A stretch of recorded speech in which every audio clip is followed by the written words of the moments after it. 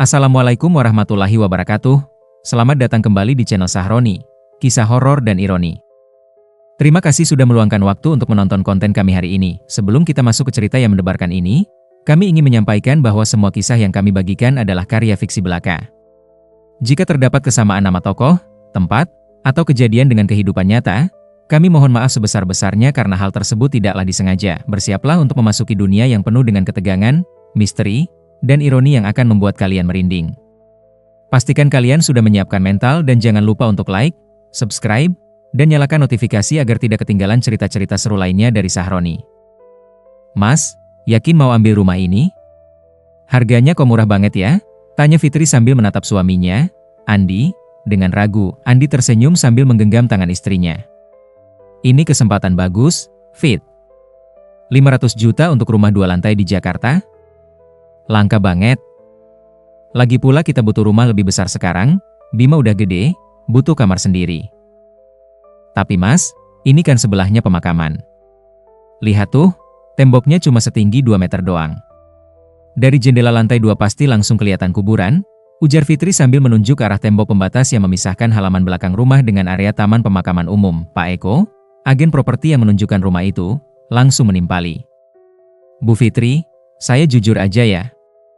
Memang rumah ini dekat kuburan, tapi justru itu keuntungannya. Lingkungan tenang, nggak bising, dan aman. Pemilik sebelumnya tinggal di sini hampir 10 tahun, nggak ada masalah apa-apa kok. Terus kenapa dijual, Pak? Tanya Fitri curiga. Oh, mereka pindah ke Bali karena kerjaan. Makanya dijual cepat dan harga miring, jawab Pak Eko cepat. Andi mengangguk-angguk. Udah Fit, jangan percaya mitos-mitos. Kita kan orang modern, nggak usah mikir yang aneh-aneh. Lagi pula uang kita pas segini, kalau nggak ambil sekarang, nanti nyesel. Setelah berdiskusi panjang, akhirnya Fitri mengalah. Mereka membeli rumah itu dan pindah seminggu kemudian bersama Bima, anak laki-laki mereka yang berusia 7 tahun. Hari pertama di rumah baru terasa menyenangkan. Bima sangat excited dengan kamar barunya di lantai 2 yang menghadap ke belakang. Saat membuka jendela kamarnya, dia berteriak, "Mama! Papa! Lihat, dari sini kelihatan kuburan." Fitri langsung naik ke lantai 2 dan melihat pemandangan dari jendela kamar Bima. Benar saja, dari situ terlihat jelas deretan nisan dan makam yang memenuhi area pemakaman.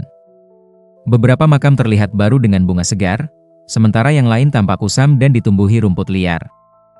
Bima, jangan suka buka-buka jendela itu ya, nak. Nanti masuk angin, kata Fitri sambil menutup jendela. Tapi mama, Bima pengen lihat. Itu ada orang lagi ngubur jenazah, Bima belum pernah lihat, ucap Bima dengan mata berbinar. Gak boleh. Gak sopan ngeliatin orang lagi berduka. Udah sana, bantuin papa bersihin kardus-kardus, perintah Fitri tegas. Malam pertama, Andi dan Fitri kelelahan setelah seharian membereskan rumah. Mereka tidur nyenyak, begitu juga Bima, tapi sekitar pukul 2 dini hari, Fitri terbangun karena mendengar suara aneh. Seperti ada yang mengetuk jendela kamar mereka yang ada di lantai 1. Tok tok tok. Pelan tapi jelas terdengar. Mas bangun, bisik Fitri sambil mengguncang bahu Andi. Kenapa Fit? Tanya Andi setengah tidur. Itu, ada yang ngetuk jendela, bisik Fitri sambil menunjuk ke jendela yang tertutup gorden. Andi diam sejenak, mendengarkan. Hening. Gak ada apa-apa, Fit. Mungkin angin. Tapi tadi jelas ada suara ketukan, tok tok tok. Suara itu terdengar lagi, kali ini lebih keras. Andi langsung bangkit dari tempat tidur dan menyalakan lampu kamar. Dia berjalan ke jendela dan membuka gordennya. Tidak ada siapa-siapa di luar. Hanya kegelapan malam dan siluet pohon yang tertiup angin. Udah, gak ada apa-apa. Mungkin ranting pohon yang ketiup angin kena jendela.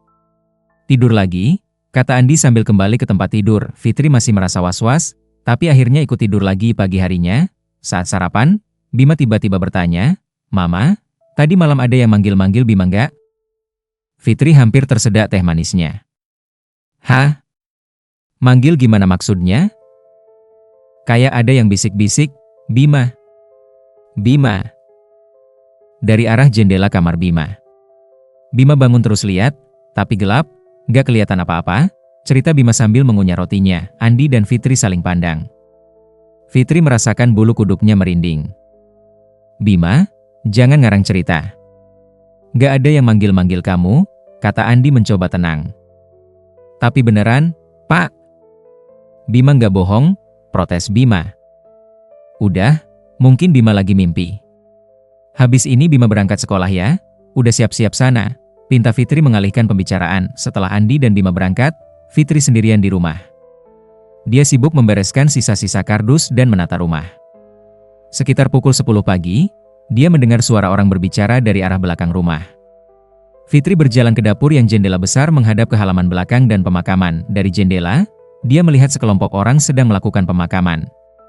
Mereka mengenakan pakaian hitam, ada yang menangis, dan terdengar suara doa. Fitri merasa tak enak hati dan menutup jendela dapur, tapi suara-suara itu masih terdengar samar-samar masuk ke dalam rumah.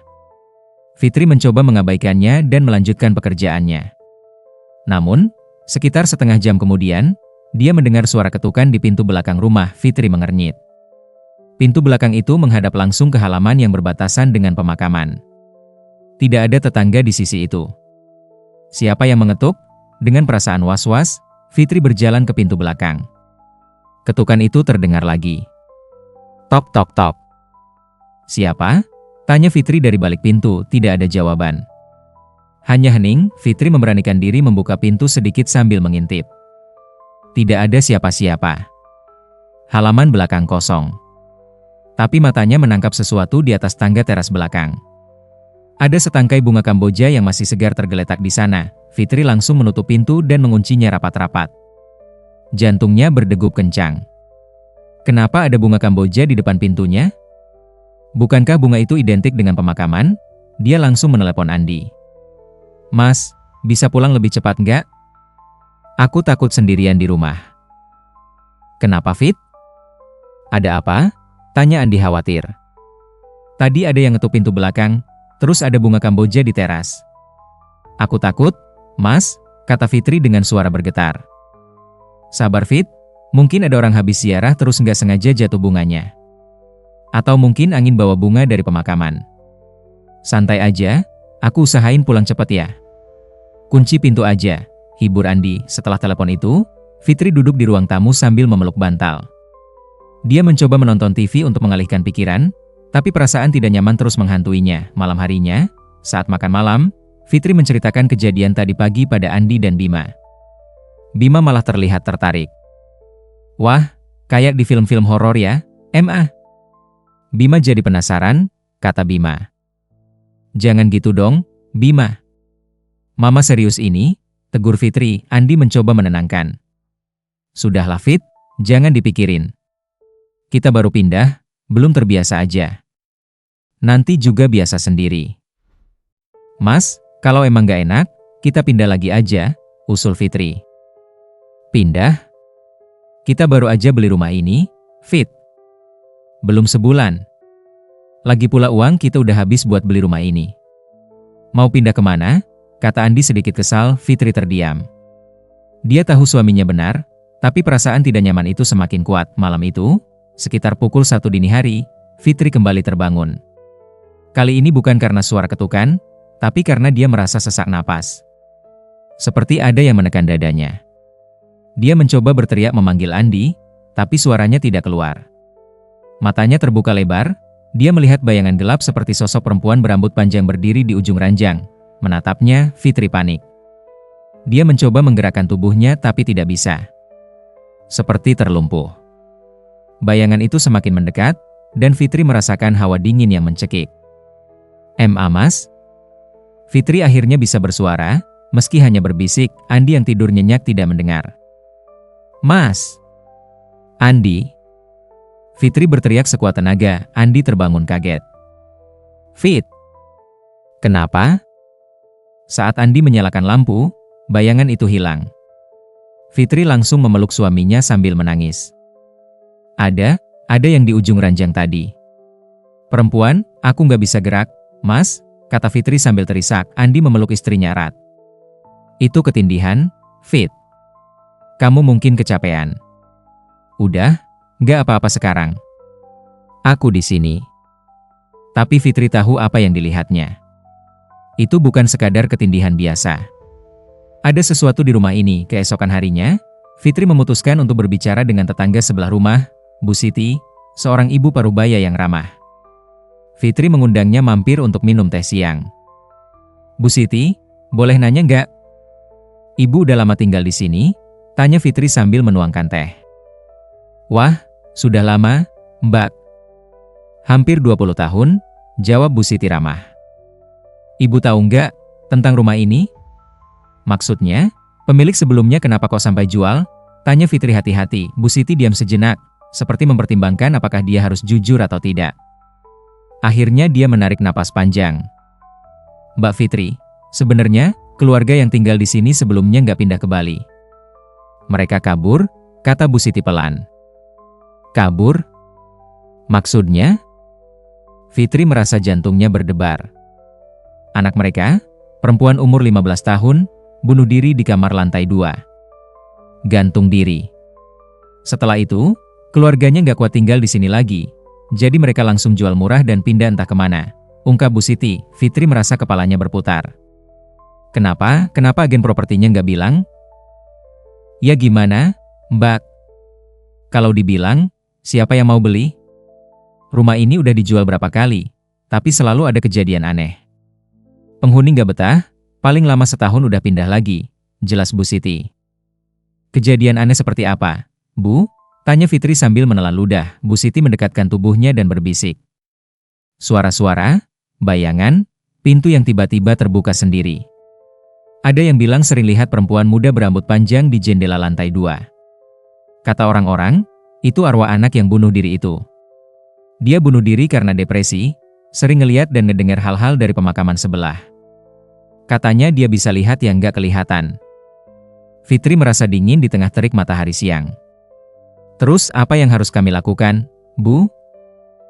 Coba panggil orang pintar untuk bersihin rumah, Mbak. Atau kalau Mbak gak kuat, mending pindah aja. Rumah ini memang gak cocok buat keluarga. Apalagi ada anak kecil, saran Bu Siti. Setelah Bu Siti pulang, Fitri langsung menelepon Andi dan menceritakan semuanya. Awalnya Andi tidak percaya. Tapi melihat istrinya begitu ketakutan, dia akhirnya setuju untuk memanggil Ustaz untuk membacakan doa di rumah mereka. Sore harinya, datanglah Ustaz Fahmi yang direkomendasikan Bu Siti. Beliau berkeliling rumah sambil membaca doa, kemudian duduk di ruang tamu bersama Andi dan Fitri. Bagaimana, Ustaz? Ada apa dengan rumah kami? Tanya Andi. Ustaz Fahmi menghela napas. Rumah ini berenergi berat, Pak. Ada energi yang tidak tenang. Saya merasakan ada arwah yang masih gentayangan, terutama di lantai 2. Dan energi dari pemakaman sebelah juga masuk rumah ini karena tembok pembatas yang terlalu rendah. Lalu apa yang harus kami lakukan, Ustaz? Tanya Fitri cemas. Saya sudah bacakan ayat-ayat suci dan doa pelindung. Tapi ibu bapak harus rajin baca doa di rumah ini, jangan biarkan rumah sepi tanpa bacaan Al-Quran. Dan jaga anak bapak baik-baik, terutama di malam hari. Jangan biarkan dia sendirian terlalu lama, pesan Ustaz Fahmi. Kenapa anak kami, Ustaz? Tanya Andi. Anak kecil itu kan polos, auratnya masih bersih. Makhluk halus suka sama yang gitu. Mereka bisa gangguin atau bahkan ngajak main. Jadi hati-hati, jelas Ustaz Fahmi. Setelah Ustaz Fahmi pulang, Andi dan Fitri merasa sedikit lega. Mereka berharap semuanya akan membaik, tapi seminggu kemudian, kejadian aneh semakin sering terjadi. Bima sering terbangun tengah malam dan bilang ada teman yang ngajak dia main. Saat ditanya teman siapa, Bima bilang kakak perempuan yang suka muncul di kamarnya. Fitri sangat ketakutan. Dia tidak pernah membiarkan Bima sendirian lagi. Bahkan Bima harus tidur bersama mereka di kamar orang tuanya. Suatu malam, sekitar pukul 3 dini hari, mereka bertiga terbangun karena mendengar suara pintu dibuka dan ditutup berkali-kali dari lantai 2. Brak! Brak! Brak! Keras dan berulang-ulang. Mas, itu suara apa? Bisik Fitri sambil memeluk Bima yang ketakutan. Mungkin angin, kata Andi mencoba tenang, meski dia sendiri ketakutan. Angin gak mungkin bisa buka tutup pintu sekeras itu, Mas. Fitri hampir histeris. Andi memberanikan diri mengambil tongkat baseball dari lemari dan perlahan naik ke lantai 2. Fitri dan Bima mengikuti di belakang sambil berpegangan erat. Saat sampai di lantai 2, Semua pintu kamar terbuka lebar, padahal tadi malam semua sudah mereka tutup dan kunci. Angin malam masuk melalui jendela-jendela yang entah kenapa juga terbuka semua. Siapa yang buka jendela-jendela ini?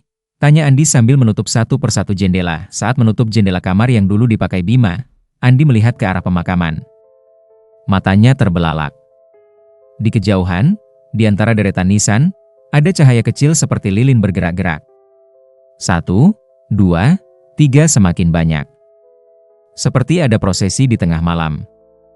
Fit, lihat itu, bisik Andi sambil menunjuk ke pemakaman. Fitri dan Bima mendekat dan melihat ke arah yang ditunjuk Andi. Mereka juga melihat cahaya-cahaya aneh itu. Apa itu, Mas? Tanya Fitri dengan suara bergetar. Entahlah. Tapi kita jangan lama-lama di sini. Ayo turun, ajak Andi. Mereka bertiga cepat-cepat turun dan berkumpul di ruang tamu dengan menyalakan semua lampu rumah. Malam itu mereka tidak bisa tidur lagi. Pagi harinya, Andi memutuskan untuk bertanya langsung ke pengurus pemakaman. Dia datang ke kantor TPU dan bertemu dengan Pak Kardi, salah satu pengurus yang sudah bekerja di sana puluhan tahun. Pak, saya mau tanya. Semalam sekitar jam 3, apa ada acara di pemakaman? Saya lihat kayak ada cahaya-cahaya lilin. Tanya Andi. Pak Kardi mengernyit. Jam 3 pagi? Gak ada acara apa-apa, Pak. Pemakaman tutup dari maghrib sampai subuh. Kenapa emangnya? Saya lihat ada cahaya-cahaya bergerak di antara makam, kata Andi. Pak Kardi terdiam sejenak, kemudian berbisik, Bapak tinggal di rumah yang sebelahan langsung sama tembok pemakamannya? Yang warna krem? Iya, kenapa Pak? Bapak harus hati-hati. Pemakaman ini memang ada yang gak beres.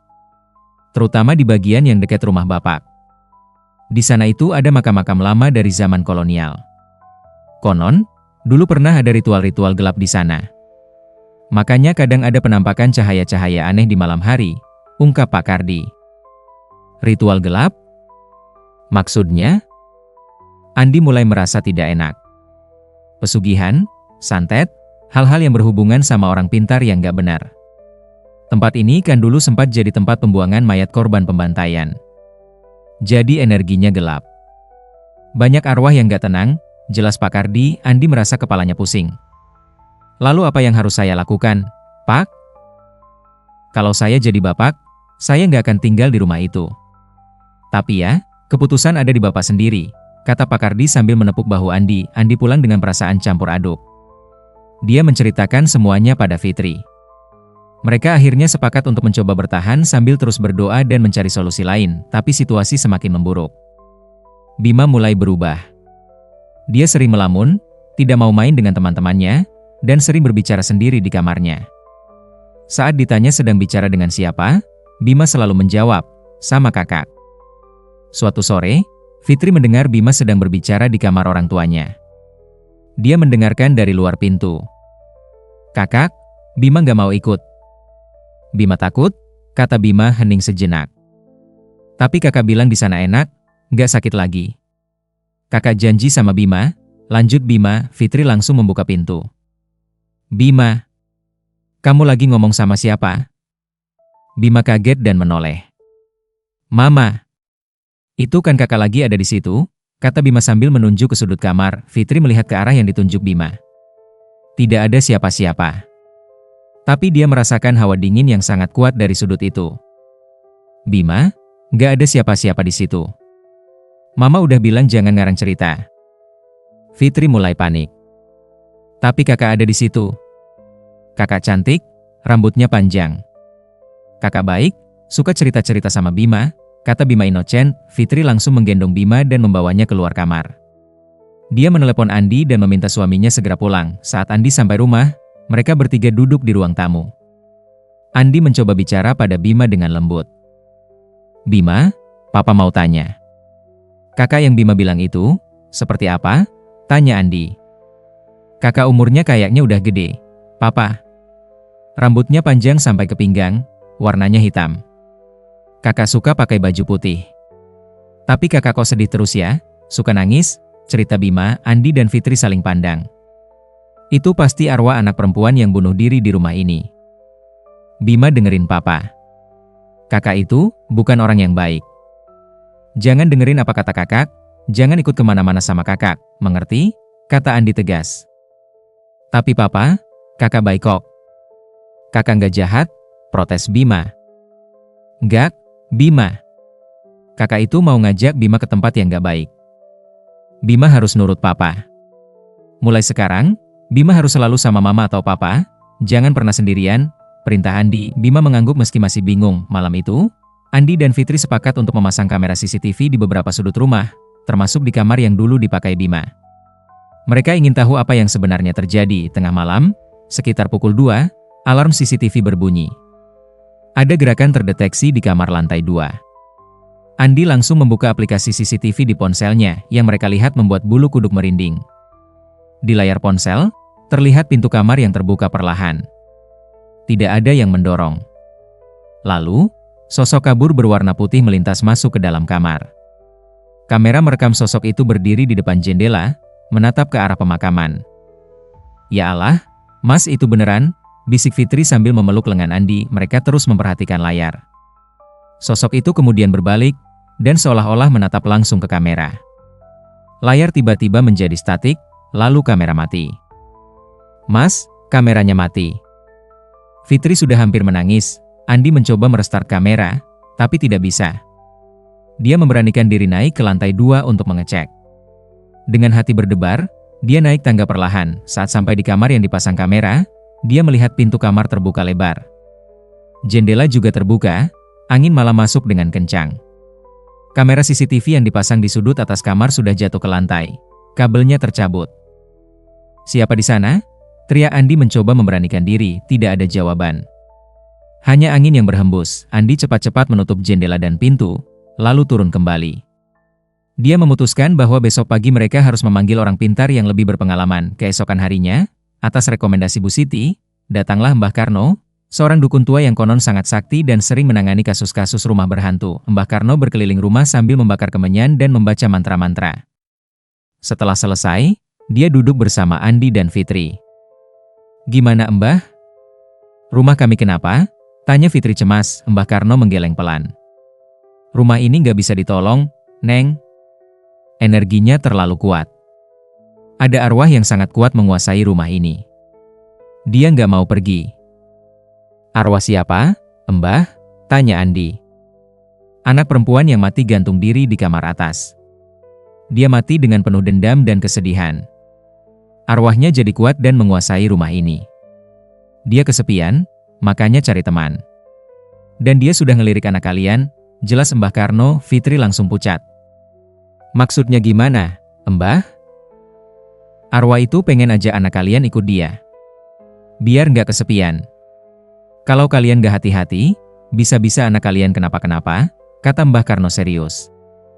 Terus kami harus gimana, Mbah? Kami nggak bisa pindah, uang kami habis buat beli rumah ini, kata Andi putus asa. Satu-satunya cara, kalian harus keluar dari rumah ini secepat mungkin. Tinggal di tempat lain dulu, rumah ini dijual lagi atau dikosongkan. Kalau kalian nekat bertahan, saya nggak bisa jamin keselamatan anak kalian, tegas Mbah Karno. Andi dan Fitri saling pandang. Mereka tahu Mbah Karno benar, tapi bagaimana caranya? Malam itu, mereka memutuskan untuk tidur di rumah Bu Siti karena terlalu takut tidur di rumah sendiri. Bu Siti dengan baik hati membolehkan mereka menginap, tapi tengah malam, Andi terbangun dan merasakan Bima tidak ada di sampingnya. Dia panik. Fit bangun. Bima nggak ada, teriak Andi. Fitri langsung terbangun. Apa? Dia di mana? Mereka mencari Bima di seluruh rumah Bu Siti, tapi tidak ketemu. Bu Siti yang terbangun ikut membantu mencari. Mbak Fitri, Mas Andi, itu rumah kalian lampunya nyala, kata Bu Siti sambil menunjuk rumah sebelah. Andi langsung berlari ke rumahnya. Pintunya terbuka. Dia masuk dan naik ke lantai 2. Jantungnya seperti mau copot saat melihat pintu kamar yang dulu dipakai Bima terbuka, dan lampu di dalamnya menyala. Bima, teriak Andi sambil berlari masuk. Pemandangan yang dilihatnya membuat dunia serasa runtuh.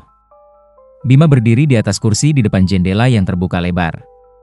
Lehernya sudah dililitkan tali yang diikatkan ke ventilasi di atas jendela. Mata Bima kosong, seperti terhipnotis. Bima. Jangan, teriak Andi sambil berlari ke anaknya, tapi terlambat. Kursi yang dipijak Bima terjatuh, dan tubuh kecil Bima tergantung. Tidak, Aak. Andi berteriak histeris sambil langsung mengangkat tubuh Bima dan melepas tali dari lehernya. Fitri yang baru sampai langsung menjerit dan pingsan. Andi menurunkan Bima dengan tangan bergetar dan mencoba melakukan CPR, tapi Bima sudah tidak bernapas. Matanya terbuka lebar, menatap kosong ke arah jendela. Bima. Bima, bangun. Jangan tinggalin Papa. Bima. Andi menangis terseduh-seduh sambil memeluk tubuh anaknya yang sudah dingin. Di sudut ruangan, bayangan perempuan berambut panjang berdiri, tersenyum puas. Dia mendapatkan teman yang sudah lama dia cari. Ambulans datang terlambat. Bima dinyatakan meninggal. Penyebab kematian, bunuh diri dengan cara gantung diri. Tapi Andi dan Fitri tahu, itu bukan bunuh diri biasa. Anak mereka dibunuh oleh arwah yang menghantui rumah itu. Fitri tidak berhenti menangis. Dia menyalahkan dirinya sendiri, menyalahkan Andi, menyalahkan rumah terkutuk itu. Dia mengalami depresi berat dan harus dirawat di rumah sakit jiwa. Andi, yang kehilangan anak satu-satunya dan istrinya pun tidak waras lagi, jatuh dalam keputusasaan. Setiap malam dia meminum alkohol sampai mabuk, mencoba melupakan kesedihan yang menggerogoti jiwanya. Suatu malam, sebulan setelah kematian Bima, Andi duduk sendirian di ruang tamu rumah itu sambil meneguk whisky. Dia menatap kosong ke arah tangga yang menuju lantai 2. Kenapa harus Bima? Kenapa bukan aku aja? Bisik Andi sambil menangis. Tiba-tiba, dia mendengar suara anak kecil tertawa dari lantai 2. Suara Bima. Bima. Andi berdiri dengan tertatih, kakinya sempoyongan karena mabuk. Dia naik ke lantai 2. Pintu kamar yang dulu dipakai Bima terbuka. Dari dalam terdengar suara Bima sedang berbicara dan tertawa. Bima, itu kamu? Andi mendekati kamar itu. Saat dia masuk, kamar itu kosong. Tapi jendela terbuka lebar, angin malam berhembus kencang. Dan di sana, di depan jendela, Andi melihat siluet dua sosok. Perempuan berambut panjang dan anak kecil yang sepertinya Bima, sedang berdiri menatap ke pemakaman. Bima. Andi berlari ke arah sosok itu, tapi sosok itu menghilang seperti asap. Yang tersisa hanya angin dingin dan perasaan hampa yang mencekik. Andi kehilangan kewarasannya. Dia tertawa, lalu menangis, lalu tertawa lagi.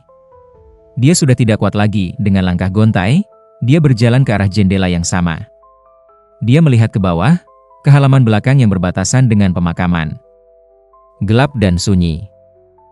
Bima. Papa menyusul ya, bisiknya, lalu dia melangkah keluar jendela dan terjun bebas. Tubuhnya menghantam tanah dengan keras. Darah mengalir dari kepalanya yang pecah. Bu Siti yang mendengar suara benturan keras langsung keluar dan melihat tubuh Andi tergeletak di halaman belakang. Dia berteriak histeris memanggil bantuan, tapi sudah terlambat. Andi sudah meninggal, rumah itu akhirnya dikosongkan. Fitri yang masih dirawat di rumah sakit jiwa tidak pernah sembuh total. Dia menghabiskan sisa hidupnya dengan berbicara pada dirinya sendiri, terus-menerus memanggil nama Bima dan Andi. Rumah di ujung pemakaman itu dijual lagi dengan harga yang sangat murah. Tapi tidak ada yang berani membelinya setelah cerita tragis keluarga Andi tersebar. Rumah itu kini terbengkalai. Jendela-jendelanya terbuka, tertiup angin malam.